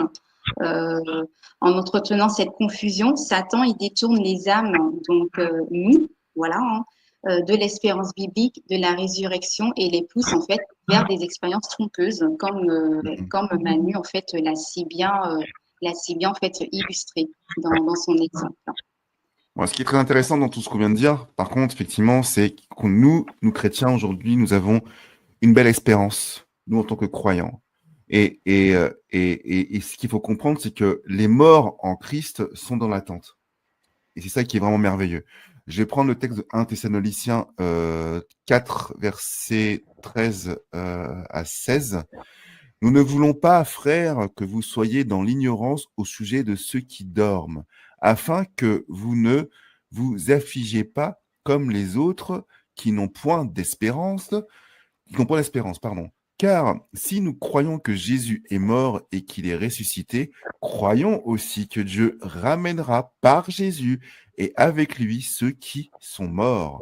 Voici en effet ce que nous vous déclarons d'après la parole du Seigneur. Nous, les vivants, restés pour l'avènement du Seigneur, nous ne devancerons pas ceux qui sont morts. Car le Seigneur lui-même a un signal donné à la voix d'un archange et au son de la trompette de Dieu, descendra du ciel et les morts en Christ ressusciteront premièrement. » Et effectivement, nous avons encore le Daniel 12, verset 2 que nous avons lu un petit peu plus haut. Plusieurs de ceux qui dorment dans la poussière de la terre se réveilleront, les uns pour la vie éternelle, les autres pour l'opprobre et pour la honte éternelle. Donc, ce qui est très intéressant dans ces deux versets que nous venons de lire, c'est que la Bible nous enseigne clairement que ceux qui meurent en Christ ne sont pas perdus. D'accord ? Ils dorment effectivement dans l'attente, dans le repos de la tombe, sans conscience du temps, comme on l'a vu un petit peu plus haut, et du temps qui passe, hein, bien sûr. Dans l'attente, effectivement, de cette résurrection, qui est une promesse. Leur sommeil, du coup, n'est pas définitif. mais elle est temporaire. Et c'est ça qui est très intéressant. Et jusqu'à ce que, effectivement, le grand réveil du retour de notre Seigneur Jésus-Christ arrive. Et la résurrection, du coup, est assurée par Jésus. Amen. Mm. La résurrection est assurée par Jésus, donc on peut le retrouver dans 1 Corinthiens 15, versets 20 à 22. Mais je pense que ça revient, ça fait un peu écho en fait à ce que tu as lu un petit peu déjà, Tony. Mm. Mais maintenant, Christ est ressuscité des morts, il est les prémices de ceux qui sont morts, car puisque la mort est venue par un homme, c'est aussi par un homme qu'est venue la résurrection des morts. Et comme tous meurent en Adam, de même, tous revivront en Christ. Donc, voilà, la résurrection des croyants repose sur la victoire de Jésus sur la mort, ressuscité le troisième jour. Il est les prémices de ceux qui se sont endormis. Sa résurrection garantit la nôtre. Donc, parce que nous avons cru en lui, nous croyons en lui, nous avons fait la vie éternelle. Et si nous venons fait à mourir, notre résurrection est garantie. Ça, c'est notre espérance. C'est une certitude, non pas une simple espérance, mais c'est une assurance, c'est une certitude. Connaître Christ, c'est entrer dans la puissance de sa résurrection dès maintenant. Très simple, de manière très simple.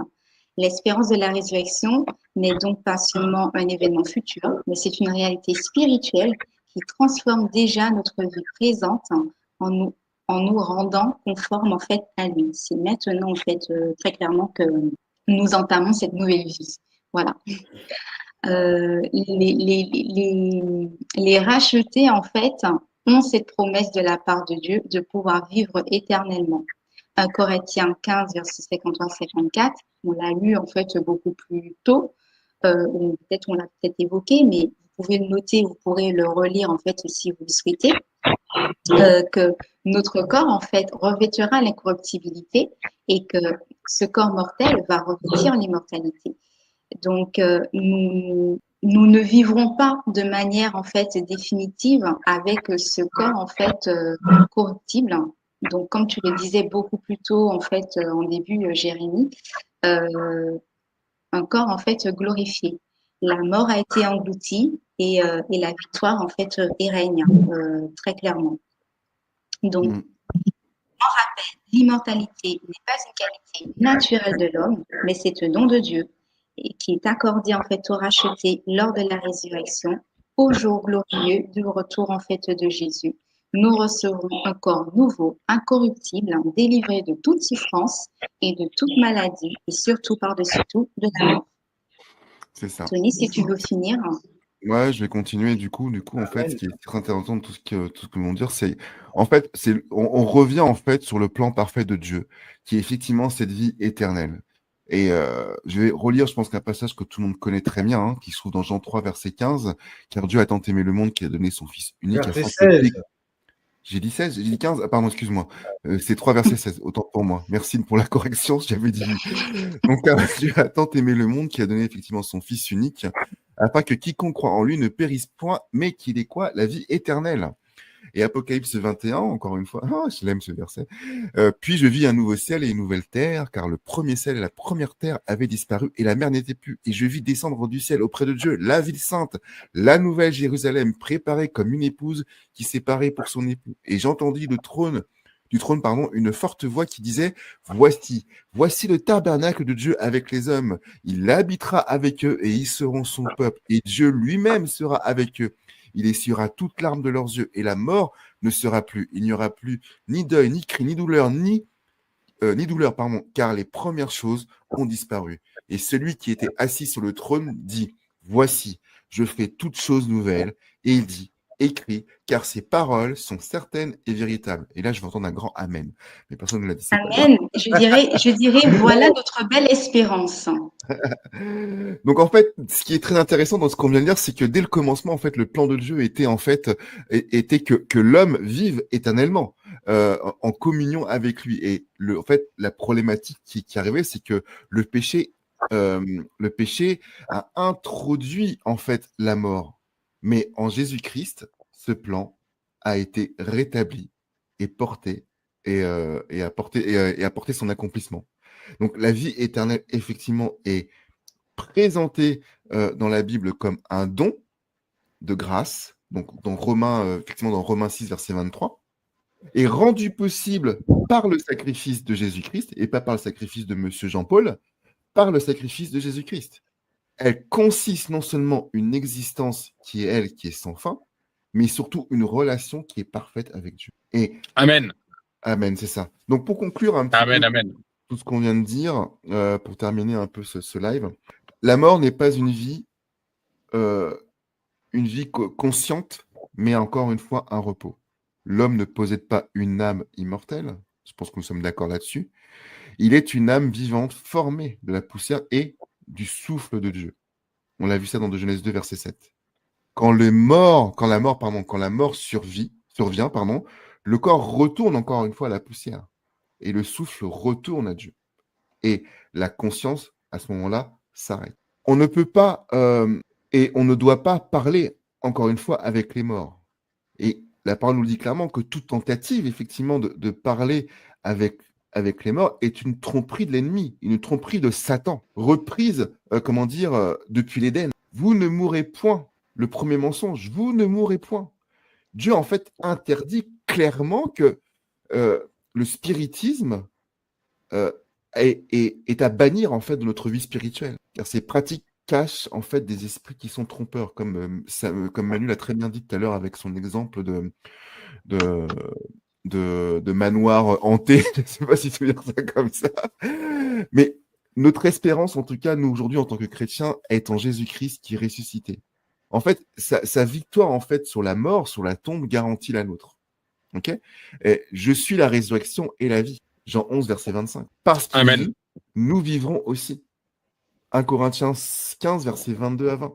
Les Écritures vont beaucoup plus loin. Elles nous montrent que dans la Jérusalem céleste, dans ce qu'on a pu lire quand on lit effectivement Apocalypse 21, l'accès à l'arbre de vie, et là c'est vraiment quelque chose de bien, sera en fait restauré. Cet arbre en fait donnera son fruit chaque mois, et les rachetés se présenteront régulièrement devant notre Seigneur, devant le Seigneur, pour s'en nourrir.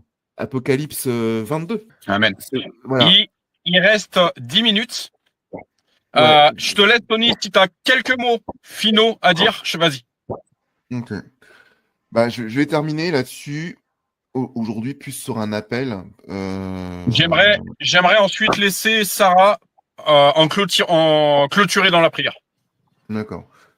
Donc, Vas-y, Tony. voilà. Alors, l'appel aujourd'hui que je pourrais vous donner, c'est choisir de vivre pour celui qui donne la vie éternelle. Alors aujourd'hui, la question que nous devons poser à notre d'entre nous, c'est que choisissons-nous?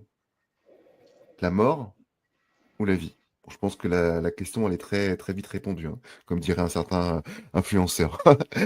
Nous allons-nous croire effectivement aux illusions qui sont mensongères de l'ennemi, qui entraînent en fait la peur et encore une fois la confusion, ou allons-nous placer toute notre confiance en celui qui a, lui, par contre, vaincu la mort?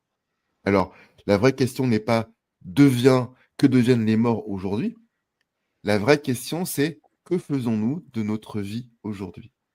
Amen. Amen. Amen. Merci. Et j'aime dire qu'on peut pas être un peu avec Dieu, un peu dans le monde, un peu dans la vérité, un peu dans le mensonge. C'est soit on est complètement avec Dieu, soit pas du tout. C'est soit on est complètement dans la vérité, soit pas du tout. Voilà. Ma conclusion personnelle. Sarah, est-ce que tu veux bien terminer par la prière? Je t'en prie. Je veux bien, mais j'aimerais bien pouvoir donner ce privilège à Manu, parce que j'aime beaucoup Manu quand il prie. Il y a quelque chose qui se passe. Alors à toi, notre Manu. Vas-y, feu. Pas de souci, merci. Eh ben, écoute, merci Seigneur pour ce délicieux moment que nous avons pu passer tous ensemble. Merci parce que c'est vrai que quand on se plonge dans ta parole, on peut se rendre compte que ton projet initial pour nous, c'était la vie éternelle. Et c'est vrai qu'à cause du mal, nous l'avons perdu. Mais nous avons une formidable espérance. Malgré les mensonges de Satan qui veut tout mettre en œuvre pour nous détruire, nous avons l'assurance que si nous choisissons Jésus-Christ comme notre Seigneur, notre Sauveur, notre grand frère bien-aimé, nous pouvons hériter de la vie éternelle. Merci Seigneur parce que lorsque l'homme a décidé de te désobéir, tu lui as fait don de ta grâce. Tu lui as permis d'avoir un substitut, d'abord par anticipation, par le sacrifice d'animaux, mais ensuite par le sacrifice ultime de ton Fils. Dieu fait homme, Jésus, à notre place. Et grâce à lui, il a vaincu la mort pour que, à notre tour, quand bien même nous mourrions, à la résurrection, au jour où Jésus reviendra, nous reprenions vie de façon glorieuse pour l'éternité avec toi. Et c'est notre fabuleuse, merveilleuse et délicieuse espérance, Jésus-Christ, notre vie, parce que Jésus est la vie. Permets-nous maintenant de passer une bonne soirée et que notre vie soit à l'image de celle de Jésus par la puissance du Saint-Esprit et au nom de notre Seigneur Jésus. Amen. Amen. Amen. Amen. Amen. Il reste quelques minutes. J'aimerais laisser l'honneur aux dames quand même. Est-ce qu'une dame souhaite prier? Oui, bah, je vais y aller, je vais me lancer. Seigneur Jésus-Christ, on a eu un bel enseignement à nouveau ce soir, comme d'ailleurs tous les soirs, quand on fait ces lives. Mais un enseignement qui est fort parce qu'il traite d'un sujet qui a souvent été tabou, qui est encore tabou. Les personnes ne veulent pas trop en parler, qui est celui de la mort. Donc moi, je prie pour que cette vidéo soit vraiment vue, revue, regardée par un très très grand nombre de personnes afin qu'elles comprennent toutes qu'il y a une espérance, c'est la résurrection, et que finalement la mort est un sommeil, est une attente. Et que si on veut avoir une belle surprise au bout de cette attente, eh bien, il faut vraiment être en Christ, aimer Christ de tout son cœur, de toute son âme, de tous ses mots, avec tous nos gestes, toutes nos paroles. Voilà. Et vraiment, ouais, que cette vidéo impacte le maximum de personnes. Je remercie les intervenants, Tony, je crois, si je ne me trompe pas, Manu, Sarah, pour leur enseignement, ainsi que toutes les personnes autres qui ont pris part, Salomé, Daniel, mon chéri, William, et je prie pour eux, pour leur famille, voilà, qu'ils passent une très belle semaine, qu'ils soient fortifiés dans ton salon, Jésus-Christ, et merci pour l'œuvre que tu fais en nous et pour nous. Amen. Amen. Amen. Je vais faire Amen. une courte parenthèse, et puisqu'on a parlé d'Halloween, prendre également autorité en ton saint nom Jésus sur tout esprit de mort qui rôde ici-bas. Parce que malheureusement, je suis effaré par certaines choses. Comme j'aime dire, je rebondis sur ma chaise quand je constate certaines choses au jour d'aujourd'hui. Et je suis particulièrement sensible à ça, moi qui accompagne des familles tout au long de l'année. Je suis même en colère face à certaines choses que je peux constater. Sarah, est-ce que tu veux prier? Oui, très bien. J'y vais. Et combien de minutes il me reste? Il te reste très exactement 7 minutes. D'accord, bon, je ferai moins, mais ça ira.